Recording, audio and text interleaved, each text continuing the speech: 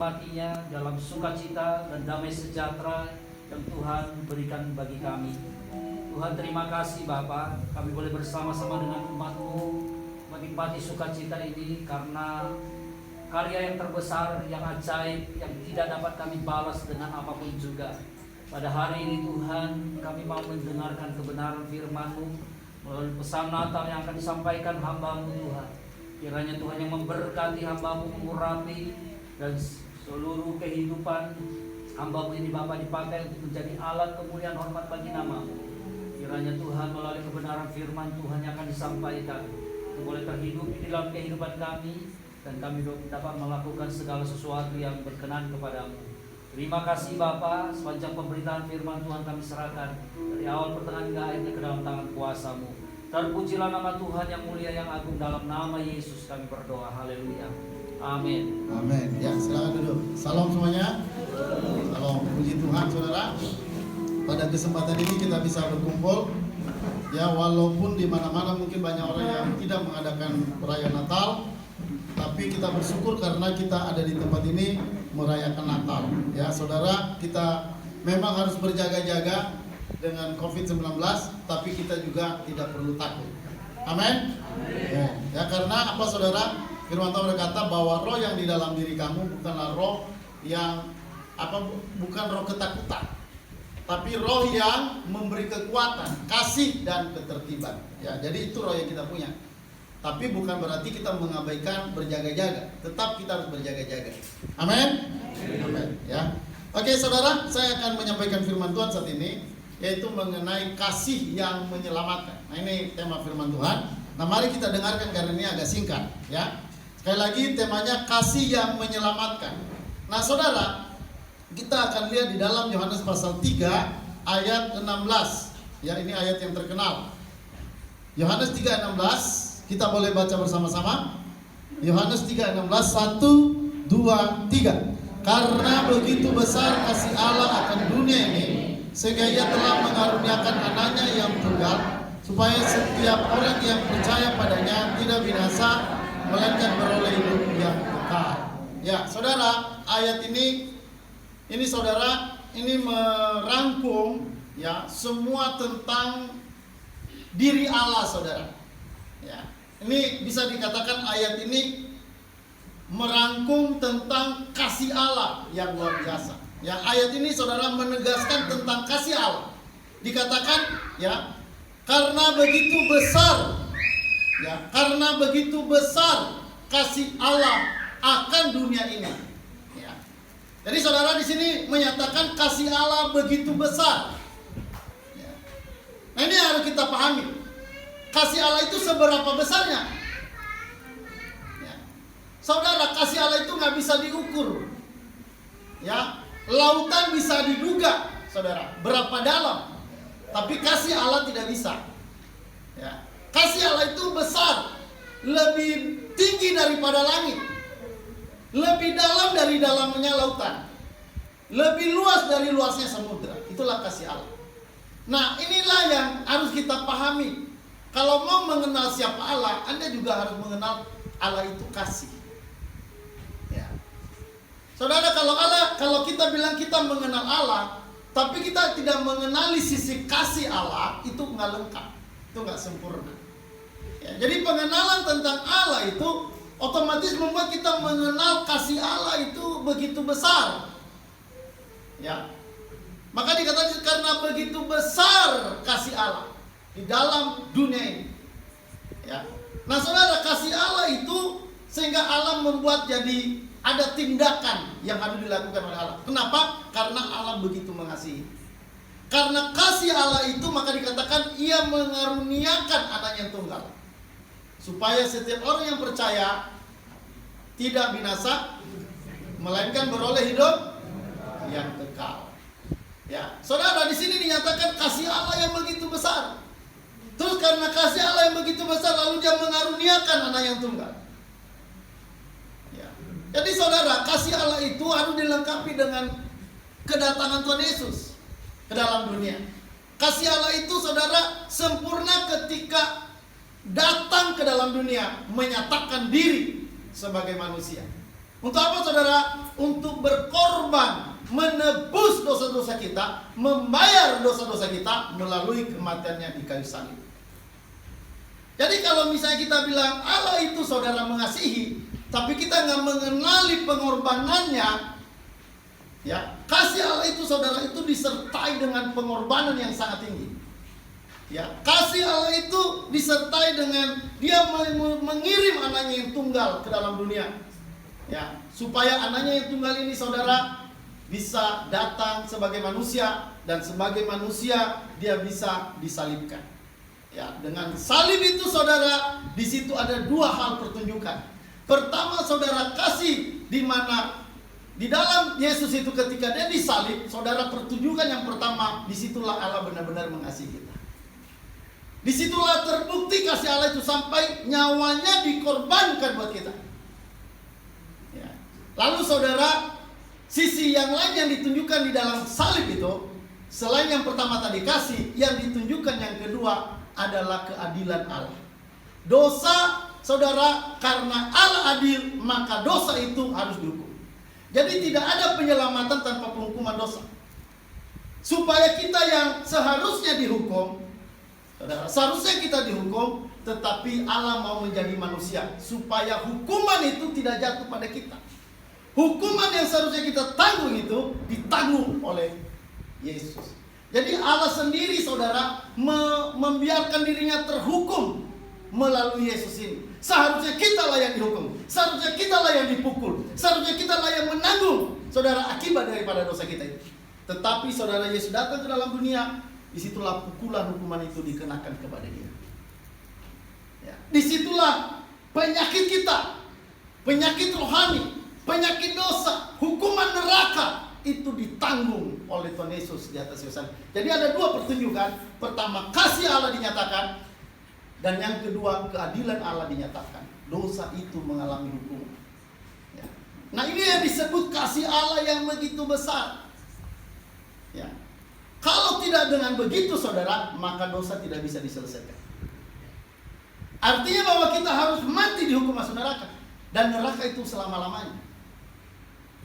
Tapi puji Tuhan saudara, inilah yang membuat kita kenapa merayakan Natal itu.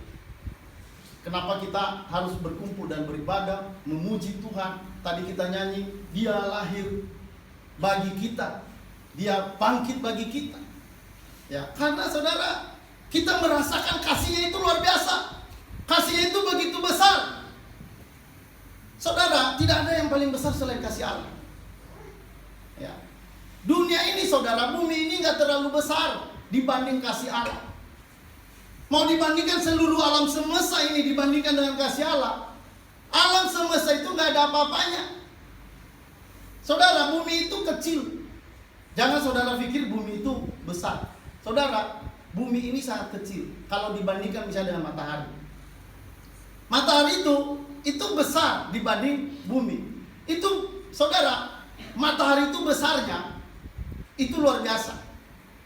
Saudara, bumi ini kalau misalnya mau diisi, dikosongkanlah matahari ini misalnya, lalu bumi mau diisi dengan matahari, itu bumi itu harus harus sampai sejutaan saudara, 1.300.000 itu bumi itu baru bisa penuh matahari.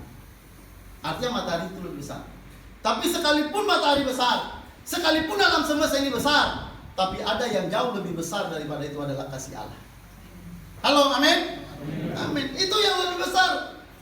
Saudara, memang kalau kita lihat dunia semakin megah, kita melihat bangunan-bangunan yang indah, mewah-mewah, tempat-tempat pariwisata yang mewah. Tetapi ada hal yang jauh lebih besar yang perlu kita lihat. Ada hal yang jauh lebih indah, ada hal yang jauh lebih hebat, lebih luar biasa. Apa itu saudara? Kasih Allah. Nah, kalau sampai orang memahami kasih Allah dalam dirinya, saudara, orang itu luar biasa. Kalau sampai saudara memahami kasih Allah dalam dirimu, saudara menjadi manusia yang luar biasa. Tidak ada yang perlu ditakuti. Saya sejak memahami kasih Allah, saudara, hidup saya semakin hari semakin semangat. Saya dulu penuh ketakutan. Mau maju takut, mau kemana takut, mau buat apa takut. Kenapa saudara? Karena saya tidak memahami bahwa ada topangan kasih Allah dalam diri saya. Sehingga saya hidup dalam ketakutan demi ketakutan. Takut nanti mati masuk neraka. Ya, takut nanti hidup penuh dengan tantangan. Tetapi semakin hari saya mulai menyadari kasih Allah yang begitu besar. Nah, saudara mulai pelan-pelan mempertaruhkan diri, menyerahkan diri di dalam kasih Allah. Dan apa yang terjadi, saudara, saya semakin hari semakin kuat. Ya, dulu penuh ketakutan, dulu takut mati, dulu takut apa-apa, tapi sekarang tidak ada yang perlu ditakuti. Bahkan buat saya sekarang mati pun tidak perlu ditakuti. Halo, amin saudara. Amin. Kematian gak perlu ditakutin. Anak Tuhan yang menyadari kasih Allah, kematian itu buat kita sebenarnya bukan perkara besar. Kematian itu buat anak Tuhan malah itu perkara yang menguntungkan. Kenapa? Karena kasih Allah kan sudah menyelamatkan kita. Maka karena itu kematian bukan hal yang menakutkan. Kematian bagi anak Tuhan itu hal yang harus disambut. Kenapa? Karena kematian kita itu hanya pergantian tubuh. Tubuh kita itu diubah. Ya, tubuh yang lama manusia berdosa, tubuh yang sudah berdosa ini akan jadi debu. Nanti kita akan bertemu, ketika mati itu kan kita langsung bertemu Allah. Lalu nanti pada hari kebangkitan tubuh kita kan diubah menjadi tubuh kemuliaan. Jadi kalau mau hidup dalam kesenangan, tidak ada masalah, tidak ada penyakit, tidak ada kutuk, tidak ada utang lagi di sana.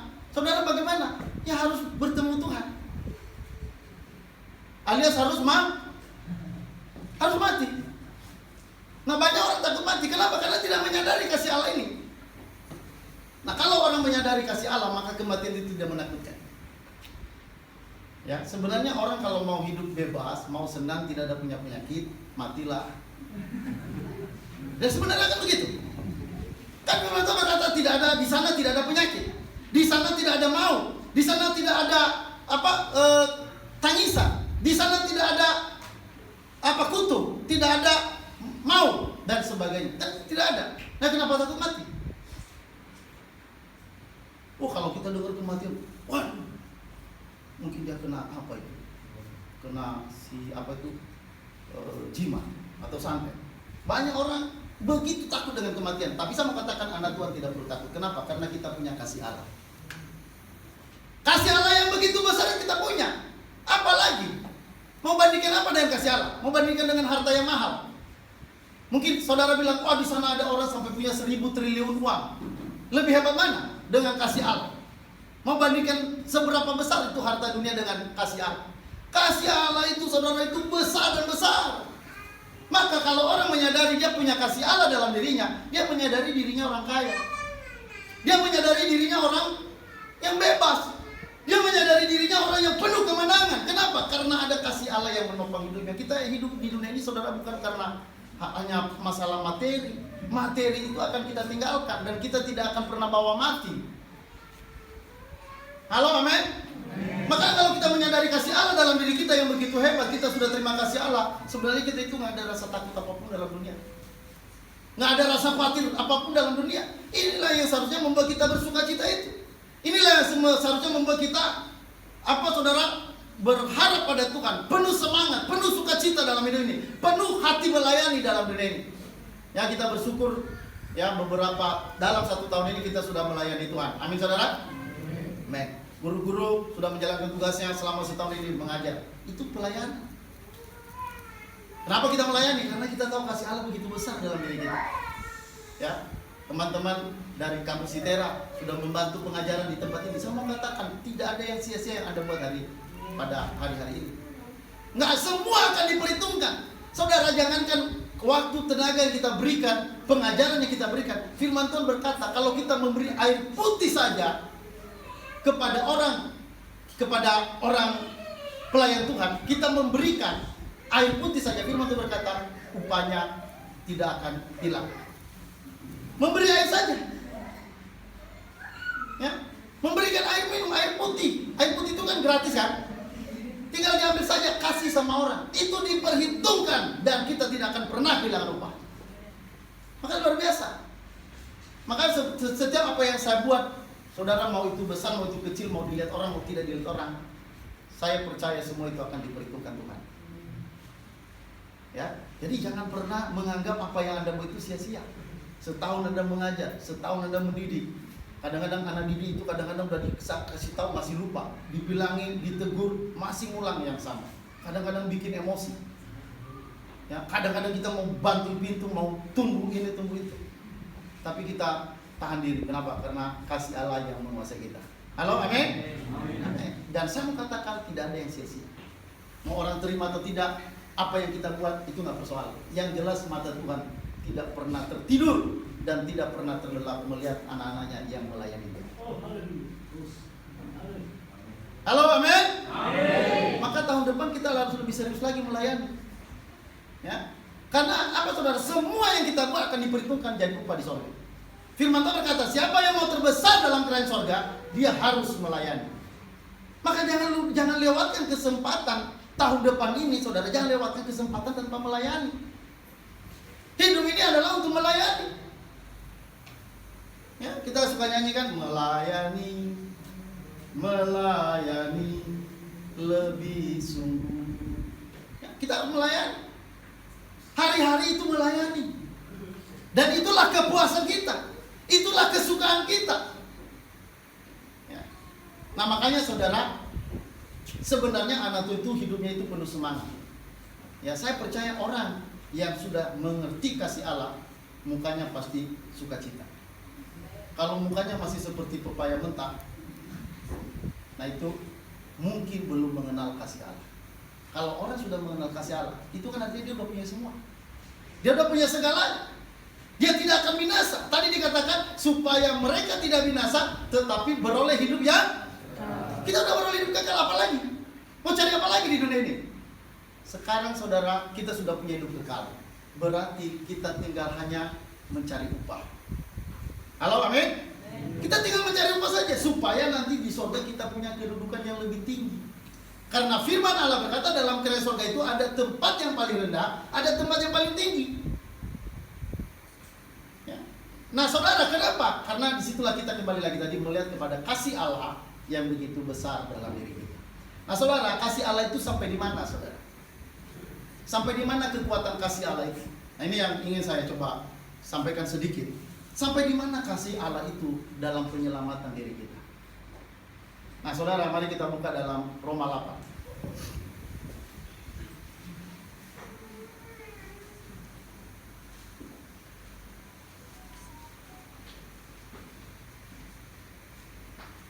Roma 8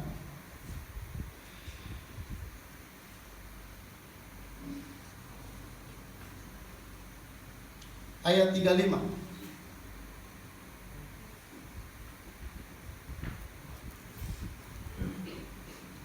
Ya, kita baca dulu ayat 35 sama-sama 1, 2, 3. Siapakah yang akan memisahkan kita dari kasih Yesus? Penindasan atau kesesakan atau penganiayaan atau kelaparan atau kelengahan, bahaya atau pedang. Saudara, pertanyaan, siapakah yang akan memisahkan kita dari kasih Kristus? Ya, saudara, ini sebuah pertanyaan yang sangat tegas. Ya, siapakah yang dapat memisahkan kita dari kasih Yesus? Artinya saudara, kalau sampai dia bertanya begini, artinya kasih Allah itu menetap dalam diri kita. Ya. Maka ditanya siapa yang dapat memisahkan kita? Kata memisahkan itu bisa diartikan menceraikan, melepaskan. Siapa yang bisa menceraikan kita dari kasih Kristus? Siapa yang dapat melepaskan kita dari kasih Kristus? Alkitab berkata tidak ada. Tidak ada yang bisa memisahkan kita dari kasih Yesus. Lalu kenapa kau takut-takut ikut Tuhan? Kenapa kau takut-takut hidup dalam dunia? Firman Tuhan berkata nggak ada yang memisahkan kita dalam kasih Yesus. Kalau saya boleh bilang, saudara, anak Tuhan itu sudah dikurung. Dikurung dalam apa? Dikurung dalam kasih Allah. Dipenjara dalam kasih Allah. Amin. Saudara, luar biasa. Kalau saudara menyadari kasih Allah begitu besar dalam dirimu, saya percaya engkau akan menyambut masa depan. Masa depan itu adalah masa depan yang gilang gemilang. Ya, lebih gilang gemilang dari segilang. Kan ada gilang kan? Siapa itu penyanyi itu kan gilang. Tapi saya mau katakan kasih Allah lebih gilang gemilang daripada segilang. Amin. Ya, siapa yang bisa memisahkan kita? Ya, coba kita lihat ya. Dikatakan siapakah yang memisahkan kita dari kasih Kristus? Penindasan? Bisakah ada penindasan yang bisa memisahkan kita dari Yesus? Kesesakan? Ya mungkin misalnya sesak, mungkin suka batu-batu itu, batu sesak, mungkin asma atau segala macam, atau habis kerja lalu itu seperti gep-gepan gitu nafasnya. Nggak ada. Semua itu tidak bisa memisahkan kita dari kasih Allah. Terus apa lagi? Penganiayaan. Katanya misalnya nanti orang-orang Kristen itu akan dipancung semua. Nggak perlu takut, pancung-pancunglah. Amin. Kalau mau dipancung-pancunglah, kenapa kok? Kan kematian itu kan kemuliaan. Buat orang Kristen kematian itu bertemu Tuhan. Apa yang ditakutkan? Sambut kematian itu. Nah sayangnya kenapa? Karena kurang memahami kasih Allah. Kalau orang sampai ngerti kasih Allah, kematian itu kan ditakutkan. Kesesakan itu tidak ditakutkan. Kelaparan itu tidak ditakutkan. Nah persoalannya kadang-kadang kita membandingkan diri dengan yang lain. Wah mereka luar biasa punya mobil, ya jarinya sampai 10 gram, 5 kilogram, apa itu semua 5 kilogram emas. Lalu kita memandang mereka kalau kita minder. Tak usah minder saudara, datanglah dengan jari-jari yang polos, tidak apa-apa. Amin. Iya. Mau seberapa dia punya emas, misalnya mungkin 1 ember ditaruh di sebagai kalung. Mungkin beratnya 10 kilo. Sampai jalannya kan segini. Nggak ada bandingan apa-apa dengan kasih Allah. Maka karena itu kita ini orang yang berharga. Firman Tuhan berkata Yesaya 53 ayat 4, kamu adalah berharga di mataku. Tapi kita kan sering melihat diri kita hanya seperti maling kundang. Ya kan? Kita sering melihat diri kita itu seperti kayak tidak jauh-jauh lah dari seorang gelandangan, pemulung. Kita kan sering membandingkan diri dengan. Jangan saudara itu bandingkan dirimu di dalam kasih Allah yang luar biasa memenuhi kita. Nggak ada apa-apanya misalnya dengan Presiden Jokowi. Anda lebih besar mana dengan Presiden Jokowi? Hah? Saudara kita jauh lebih besar. Jokowi itu dia memang presiden. Tapi presiden itu tidak dipastikan dia bisa selamat. Orang yang menerima keselamatan itu adalah orang yang menerima kasih spesial, kasih khusus. Keselamatan itu bukan berkat umum. Ini perhatikan baik-baik. Keselamatan itu bukan berkat umum. Jadi presiden, ya, jadi pemain musik. Walaupun orang tidak percaya, mereka bisa main musik yang hebat-hebat. Di dunia ini banyak orang pintar yang dipakai Tuhan, tapi mereka bukan orang percaya. Saudara, memang mereka bisa dikarunia itu namanya karunia umum. Ya, itu berkat umum. Matahari, tidak ada matahari yang untuk orang baik-baik. Matahari juga buat orang jahat dikasih. Udara juga dikasih buat orang jahat. Itu namanya berkat umum. Tapi yang namanya berkat khusus yaitu keselamatan itu tidak buat semua orang. Maka kalau sampai saudara memahami Yesus sebagai juru selamat saudara dan Tuhan, itu artinya Anda yang sudah berada di dalam kasih yang spesifik atau spesial. Wah saudara itu luar biasa. Maka kalau seperti kita itu sebenarnya kalau berjalan itu, kalau kita sampai menyadari kasih Allah, maka kalau kita berjalan kita nggak nunduk. Ya, kita berjalan tegak. Kenapa kita nggak perlu minder. Hidup kita siapa? Kita anak Tuhan. Kita orang yang sudah dipilih. Kita yang sudah dikhususkan oleh Tuhan. Kita orang yang berharga, dimuliakan oleh Tuhan. Tapi persoalannya itu tadi kita memandang dengan cara pandang yang salah. Kita sering memakai kacamata dunia melihat diri kita. Tapi saya mau katakan saat ini, lihatlah siapa Anda di dalam kasih Allah. Halo, amin. Saudara, tidak ada yang bisa memisahkanmu dari apa? Dari penindasan. Dari apa lagi? Penindasan, dari kesesakan, terus dari mana? Penganiayaan, mau ada penjarahan di mana-mana. Tidak kita bisa dipisahkan dari kasih Allah. Kedua, selanjutnya, kelaparan, apa lagi? Ketelanjangan, apa lagi? Bahaya, apa lagi? Pedang. Mau ada orang datang bawa pedang sama kita, ya, bisa dia mau batuk kita dengan pedang, diam saja sambil senyum. Kenapa bawa pedang, Pak? Sini pedang Bapak, sini saya ambil, biar saya asah, biar lebih tajam.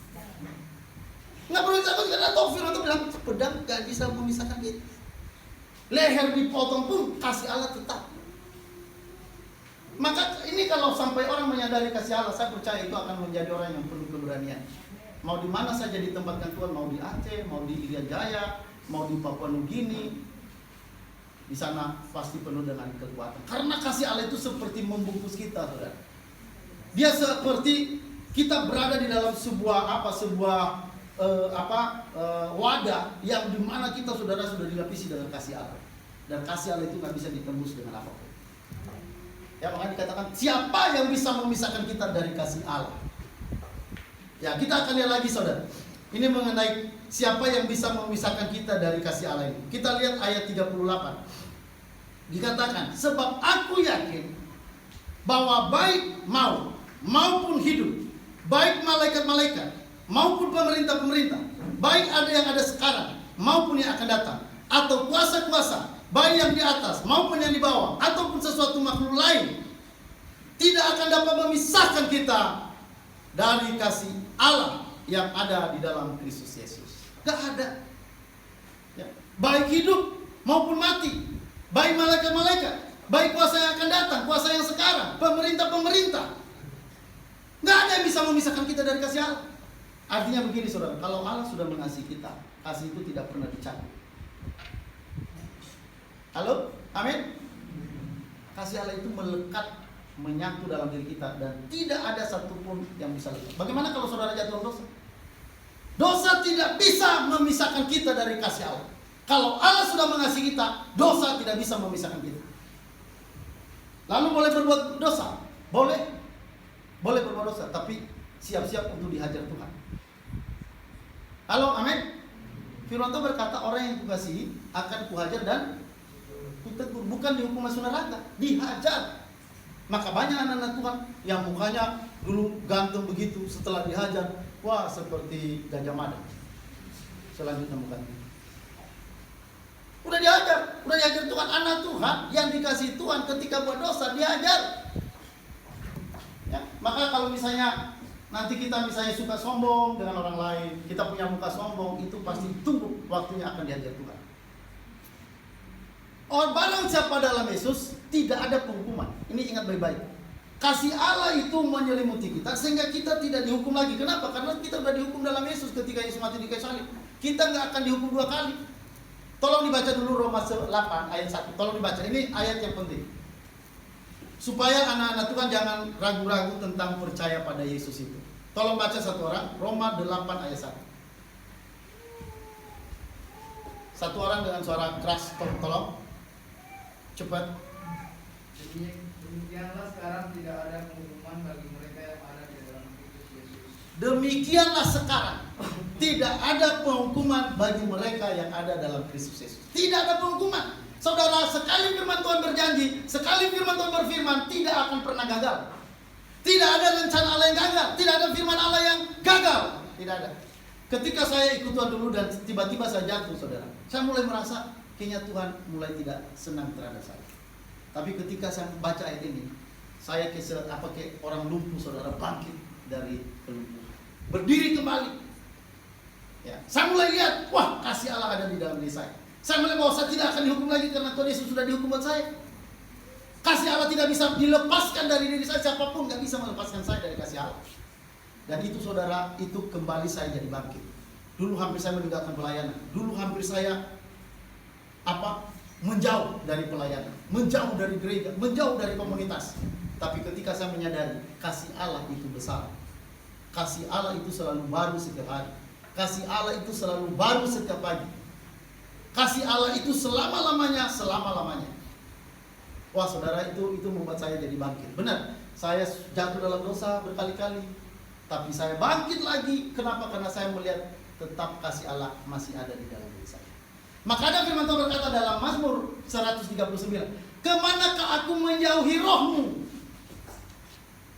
Ya, Daud sampai berkata begitu. Dia mau coba jauhi roh Allah, gak bisa. Aku terbang dengan sayap fajar, engkau ada di sana.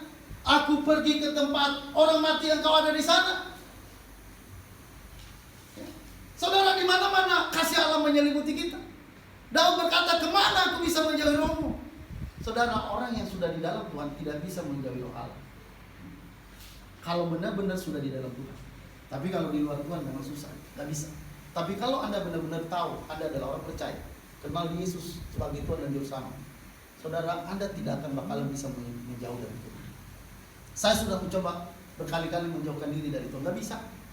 Ditangkap lagi. Mau lari? Nggak bisa. Mau pergi kemana? Nggak bisa. Kenapa? Karena saudara tadi firman Tuhan berkata, mau ke kuburan, engkau ada di sana. Mau terbang ke langit, engkau juga ada di sana. Mau ke dunia orang mati, mau ke dalam dasar-dasar lautan, engkau juga ada di sana. Maka saudara, orang yang mengerti kasih Allah, tidak ada rasa takut apapun dalam dirinya. Ingat baik-baik, tidak ada yang dapat memisahkan kita dari kasih Allah. Jadi artinya saudara, pasti saudara selamat. Amin. Loh, kalau Tuhan mengasihi kita, nggak bisa kita lepas dari kasih Allah, selamat atau tidak? Selamat. Bagaimana kita bisa lepas dari keselamatan? Kalau kita ada dalam kasih Allah, itu juga artinya kita ada dalam keselamatan yang pasti. Maka firman Tuhan berkata tadi, supaya semua orang percaya tidak binasa, melainkan beroleh hidup yang saudara, hanya satu yang didapat oleh orang percaya. Apa itu? Hidup kekal. Nggak ada yang lain, nggak ada kebinasaan, tidak ada. Ini tegas saudara, ini firman Allah. Firman Allah ini nggak bisa dirubah, satu titik pun nggak bisa dirubah. Langit dan bumi bisa berubah, tapi satu titik firman Allah tidak bisa. Maka perhatikan baik-baik firman Allah. Apa kata firman Allah tentang kita? Itu harus pegang utuh. Ya, jangan dikurang-kurang, jangan ditambah-tambah. Sekarang khotbah-khotbah terlalu banyak di luar Alkitab. Khotbah-khotbah pendeta-pendeta hari ini terlalu banyak sumbernya di luar Alkitab. Nggak tahulah pakai mimpi-mimpi, ambillah mimpi-mimpi, misalnya mimpinya Tony Daud, visinya Tony Daud, lalu dibawa ke dalam gereja. Saudara, Alkitab itu cukup sebagai kelengkapan buat kita untuk mengenali siapa Allah. Kita nggak boleh mendasarkan hidup kita di atas mimpi. Kita nggak boleh mendasarkan diri kita di atas ramalan-ramalan dunia. Apalagi misalnya horoskop, misalnya Aquarius misalnya. Ya, nanti cintanya bulan ini lancar-lancar saja, ya, keuangan mandek-mandek dikit. Nah, itu ramalan-ramalan yang nggak penting buat kita. Kita tidak perlu diramal oleh orang-orang seperti itu. Kita punya Alkitab sebagai sumber kehidupan kita. Ya, karena firman Tuhan berkata, saudara, bahwa firman Allah itu hidup dan kuat, lebih tajam dari pedang bermata dua manapun. Saudara, firman Allah itu cukup menjadi kekuatan kita, menjadi sumber kehidupan kita. Jadi saudara, perhatikan baik-baik, tidak ada yang bisa memisahkanmu dari kasih Allah. Tidak ada yang bisa menghukum saudara. Tidak ada yang bisa menggugat saudara. Tidak ada. Kasih Allah itu membentengi kehidupan kita. Ya. Saudara, kita baca ayat terakhir dalam Roma pasal 8. Ayat 31, saya baca. Sebab itu, apakah yang akan kita katakan tentang semuanya itu? Jika Allah di pihak kita, siapakah yang bisa melawan kita? Adakah yang bisa melawan kita? Pedang, penjara, hukuman, pemerintah, kuasa-kuasa yang akan datang, kematian? Tidak ada. Tidak ada yang bisa melawan kita. Ayat 32. Ia yang tidak menyayangkan anaknya sendiri, tetapi menyerahkannya bagi kita semua, bagaimanakah mungkin ia tidak mengaruniakan segala sesuatu kepada kita bersama-sama dengan dia? Saudara, nyawa saja dipertaruhkan. Nyawa Allah itu, nyawa Yesus itu lebih besar dari apapun dari alam semesta ini. Ya, mau galaksi mana saja, kasih Allah itu jauh lebih besar dari semua galaksi-galaksi yang ada di bumi ini. Ya, nggak ada apa-apanya. Itu hanya Tuhan menciptakan itu hanya dengan berfirman, berkata, udah jadi semua itu. Tapi untuk penyelamatan, dia memperbankan seluruh nyawanya. Bagaimana kita tidak mempercayai keselamatan kita kalau nyawa saja sudah diberikan? Dikatakan di sini tadi, ya, ia yang tidak menyayangkan anaknya sendiri, tetapi menyerahkannya bagi kita semua. Bagaimana mungkin ia tidak mengaruniakan segala sesuatu kepada kita bersama-sama dengan dia? Dia mau menyerahkan nyawa buat kita. Dia mau mati buat kita. Bagaimana mungkin dia tidak memberikan yang Anda butuhkan? Nyawa saja dipertaruhkan, diberikan buat saya dan buat saudara. Jadi artinya yang lain pasti. Halo, amin? Pasti disediakan Tuhan. Ya. Saudara, selanjutnya dikatakan, siapakah yang akan menggugat orang-orang pilihan Allah? Siapa yang bisa gugat kita? Ya, mau digugat di mana? Tidak bisa. Saudara, kita tidak bisa digugat. Kita tidak bisa disalahkan. Siapakah yang akan menggugat orang-orang pilihan Allah? Allah yang membenarkan mereka. Siapakah yang akan menghukum mereka? Kristus Yesus yang telah mati. Bahkan lebih lagi, Ia telah bangkit, yang juga duduk di sebelah kanan Allah, yang malah menjadi pembela bagi kita. Saudara, Allah, ya, Yesus yang duduk di sebelah kanan Allah, Dia menjadi pembela bagi kita. Kalau ada dalam masalah, ingat kita punya pembela. Serahkan dirimu pada pembela itu. Kalau ada tekanan-tekanan, ada kesesakan, ingat kita punya pembela. Kita punya pribadi yang bahkan sudah menyerahkan nyawanya buat kita. Apalah semua yang kita butuhkan. Ya, jadi saudara, pastikan engkau memiliki kasih Allah itu.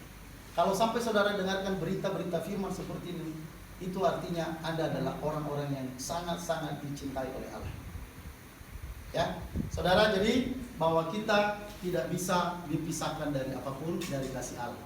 Ya, kasih Allah itu begitu besar. Kasih Allah itu kasih yang menyelamatkan. Kasih Allah itu adalah kasih yang tidak bisa dilepaskan dari diri kita. Sekali kita menerima kasih itu tidak akan pernah lepas.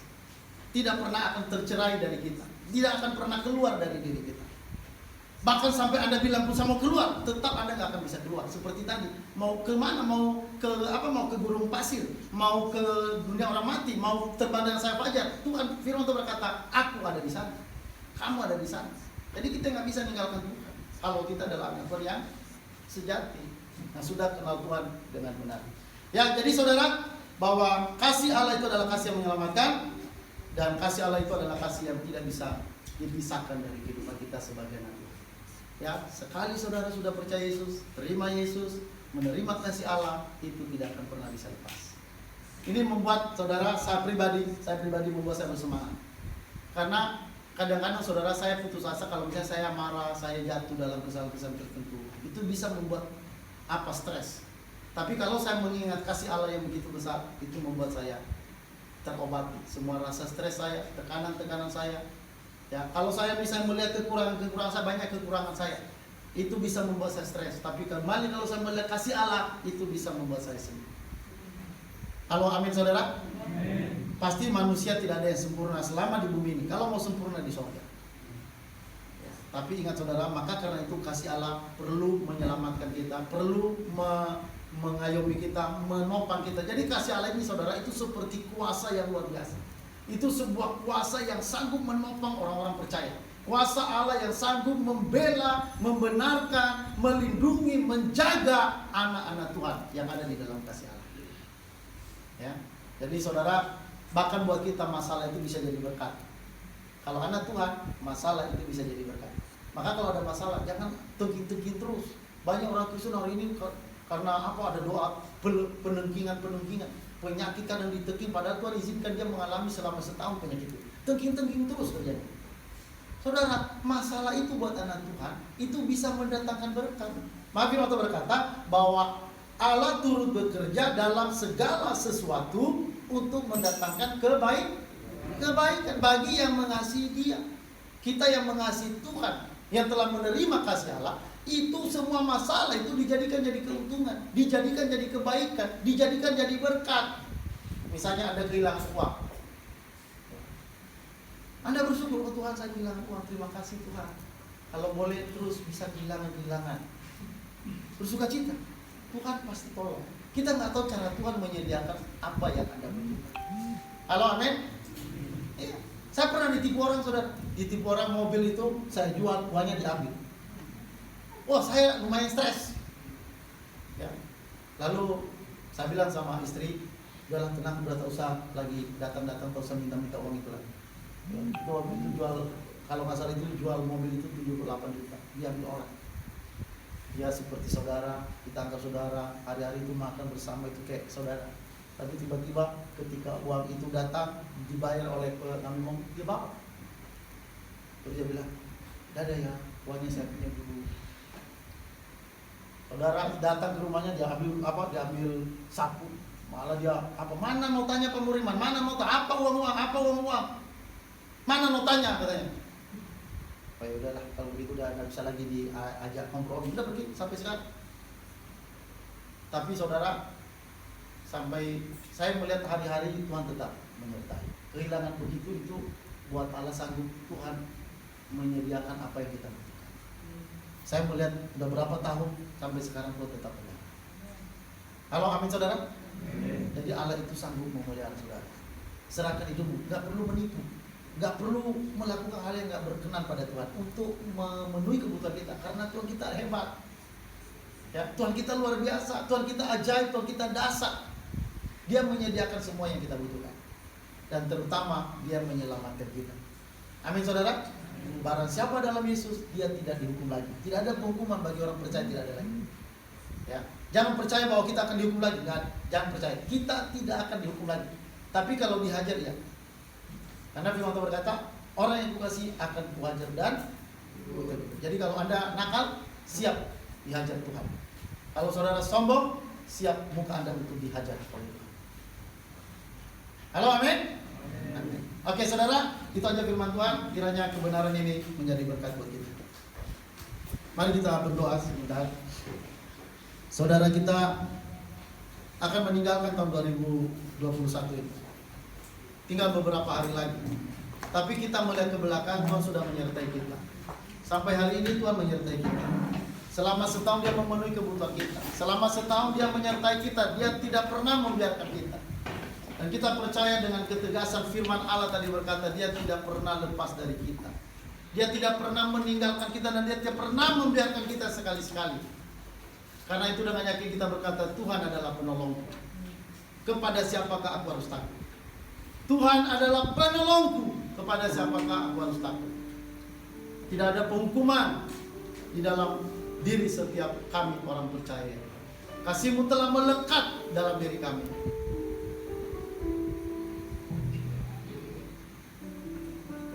Haleluya. Mari kita angkat pujian. Kasih Yesus sungguh indah.